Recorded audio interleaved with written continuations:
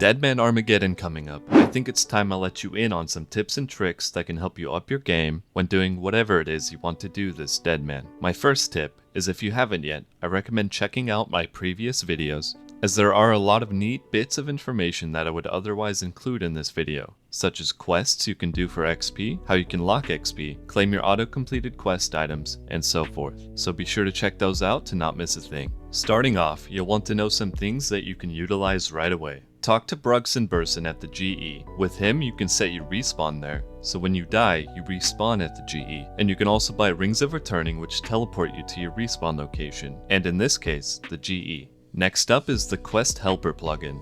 It tells you exactly what you need for a quest, highlights each step on your screen, and gives you a prompt on your screen of the next step in the quest. This makes questing extremely laid back, as all you have to do is click the highlighted NPCs or objects.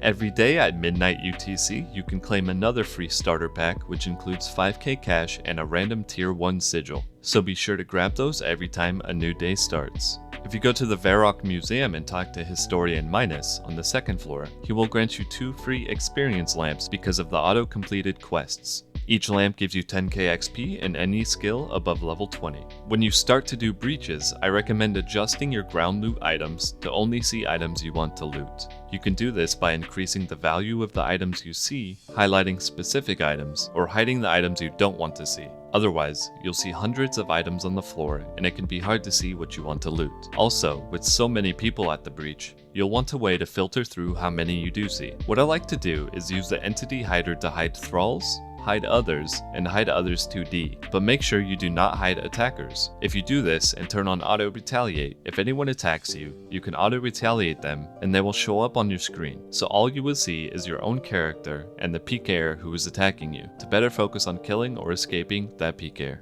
When you get to manually training, there are a few things that can help speed up your overall experience an hour. One is Scurious. This rat gives you boosted experience compared to normal monsters, and if you receive a rat spine drop, you can turn it in for an experience lamp. This lamp gives you 5000 base XP in any combat skill and 3500 XP in prayer. Scurious's lair is in a dangerous multi-zone, so maybe come here on protection or bring a group of friends if possible. You can also use a Slayer Mask or Salve Amulet and train on task or against undead monsters to ensure you get between 10 to 20% faster experience an hour. Something I don't see enough, as it can be quite tolling, is while you're training your melee stats, you can also AUK between hits and use a cannon too. This will train all 3 styles at once and is one of the most effective ways to progress in a well-balanced way. Also, AUKing while you're traveling anywhere is a great way to make sure you max out your magic as soon as possible, so bring some spare AUKs if you can. Now, since Deadman is a risky game mode and PKers will be everywhere, expect to die. Even the best Deadman players and PKers die in these worlds. So going into this game mode, it's best to be prepared to get killed and lose what you have. This is just part of the game mode, but I'll leave you with some tips to minimize your risk while you're out doing your thing. First things first, always be ready to teleport. During any travel, hover your mouse over your teleport, and as soon as you see a white dot, teleport.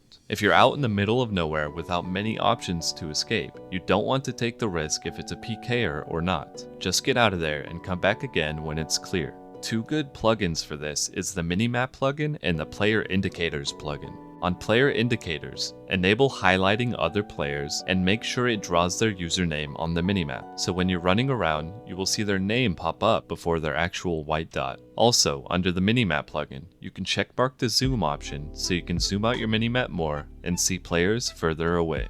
You should also bring freezes anytime you're far from a safe zone. Ancients would be the best, but if on normals, bring entangles. If you do get attacked by a PKer, freezing them and standing under them or behind a wall or tree will be the most consistent way to get out of combat and teleport away. You should also know your escapes. Wherever you are, with whatever you're doing, you should take note of what ladders, caves, stairs, or safe zones are near you. If you are attacked, you have to know where you want to run to. With ladders, caves, and stairs, you can go up or down, or in and out, and try to avoid the PKer's attacks for 7 seconds to teleport away. If you are camping in a specific area for a long time, check if there are any escapes close by that have skill, quest, diary, or item requirements, such as agility escapes or rune crafting altars that require talismans to enter. Most of the time, if a PKer is just stopping by to check if anyone is there, they will not have those requirements to follow. You can also minimize your risk by using spare cash to buy sigils, or sell your GP to another player to receive main game gold. Sigils are not risked when they are in your bank,